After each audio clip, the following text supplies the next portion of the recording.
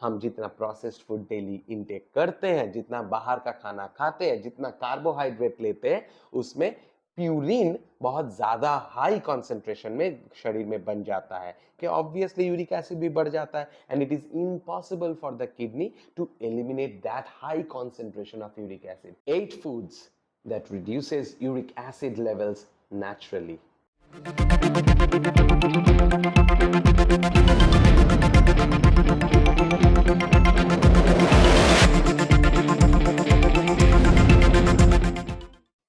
8 foods that reduces uric acid levels naturally. Uric acid है क्या? हमारा बहुत सारा खाना या ड्रिंक्स में प्यूरिन नाम के एक बाई प्रोडक्ट होता है.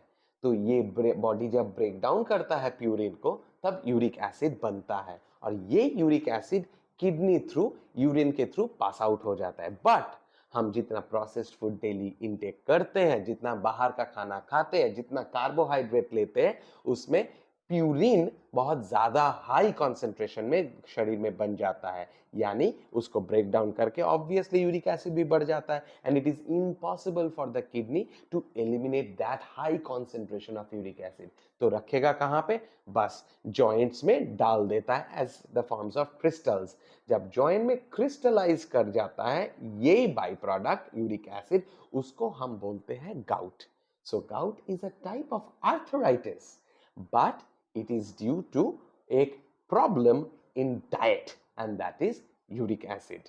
और यूरिक एसिड इसीलिए प्रोटीन का बाई प्रोडक्ट है और इसे सब डॉक्टर या आप भी शायद जानकारी होगा कि जिनका यूरिक एसिड बढ़ जाता है उनको प्रोटीन खाना कम कर देना पड़ता है या एकदम बंद कर देना पड़ता है. You can certainly lower your uric acid level by थोड़ा सा चेंजेस इन लाइफस्टाइल करके, जैसे वेट लॉस करना, जैसे शुगर कम करके देना या मेडिकेशन लेना. बट इस वीडियो में हम जानेंगे 8 फूड जो आप अगर रेगुलरली लेते हो तो बिना मेडिकेशन यूरिक एसिड लेवल कम का हो जाएगा.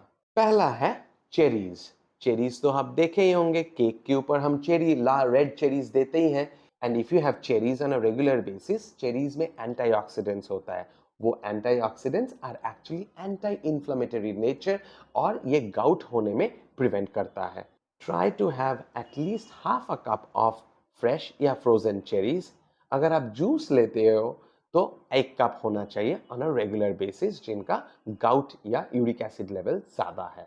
Number 2, apple cider vinegar. Apple cider vinegar has been shown to dissolve जो क्रिस्टल्स यूरिक एसिड का होता है या बनता है जॉइंट में, वो कम कर देता है. And that is the reason one should have at least 1 या 2 teaspoon of apple cider vinegar in 1 glass of lukewarm water at least 1 या 2 times per day. Number 3, low fat dairy product यानी मिल्क हो या चीज हो, इवन योगर्ट या दही, आप 2 to 3 सर्विंग्स या 2 to 3 कप्स अगर डेली लेते हो, जो कैल्शियम और जो प्रोटीन इनमें है, ये माना गया है ज्यादा यूरिक एसिड अगर किसी में है तो एक्सक्रीट आउट कर देता है शरीर से. Number 4, coffee. आप शायद जानते हैं कि डेली एक अगर कप आप कॉफी लेते हो सुबह तो you get a boost of energy. But ये शायद आप नहीं जानते हैं कि कॉफी में कैफीन और क्लोरोजेनिक एसिड है and these two help to dissolve uric acid. In fact many studies have shown कि अगर आप कॉफी लोगे at least 2, minimum of 2 to maybe some 4 cups per day, it has been found to significantly reduce uric acid levels. फिर आते हैं water. Yes correct, water may not be a food but it is an important item to help improve your lifestyle. अगर आप ज़्यादा water लोगे तो it has been found to dissolve the crystals which is in the joint and maybe in the kidneys too. ज़्यादा पानी पीने से आपका यूरिक एसिड क्रिस्टल्स जो जॉइंट में है वो डिसॉल्व कर देता है and it is easier for the kidneys to flush out excess uric acid level from your blood and body. जिनका शरीर में higher concentration of uric acid है उनको मिनिमम 8 ग्लास पानी पीना चाहिए ताकि it is easier for the body to get the toxins out through your kidneys and through the urine. Number 6, whole grains. They are usually complex carbohydrates and are rich in vitamins, minerals, fibers, and phytochemicals. Whole grains uric acid कम करता है दोनों तरफ से, एक by reducing inflammatory responses in the body, दूसरा by improving insulin sensitivity. Insulin एक hormone है जो कंट्रोल करता है blood sugar level, but it also helps to control the production of uric acid level.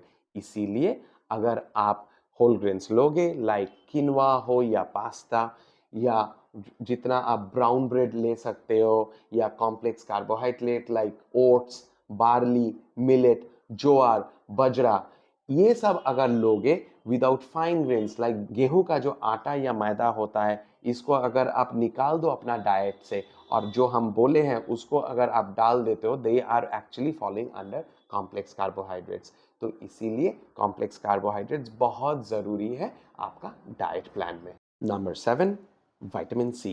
Vitamin C तो बहुत सारा citrus fruits या नींबू में मिल ही जाएगा। आप अगर daily 1 cup of citrus fruit या एक नींबू वाला पानी जो होता है वो अगर आप पियोगे, तो उसमें जो जितना इम्यून सिस्टम बूस्ट करने का क्षमता है, जितना वो रिड्यूस इन्फ्लेमेटरी रिस्पॉन्स रिड्यूस करने का क्षमता है, वो बहुत इंपॉर्टेंट होता है ये यूरिक एसिड कंट्रोल करने के लिए। आप अगर विटामिन सी सप्लीमेंट लेना चाहते हो ऑन अ डेली बेसिस, जिनका specially high uric acid level है और किसी भी तरह कंट्रोल नहीं हो पा रहा है, अगर for women 75 milligrams per day and for men 90 milligrams per day is recommended dosage for vitamin C supplement.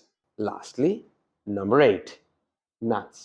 Nuts are actually very low in purine. अगर प्यूरिन कम है तो यूरिक एसिड होने का चांस बहुत कम हो जाता है। And it has high fiber, high vitamins, lots of minerals and especially proteins. तो एक नियरली कंप्लीट सुपर फूड है आपके लिए, जो जिनमें ये यूरिक एसिड लेवल हाई है, तो half cup of nuts, mixture of nuts like walnuts हो या आलमंड्स, पीनट्स हो या ग्राउंड नट्स, मिक्सचर ऑफ नट आपको लेना चाहिए ऑन अ रेगुलर बेसिस। अगर आपको और भी क्वेश्चंस है तो हमें कमेंट बॉक्स में लिख के बताइए। See you in the next video.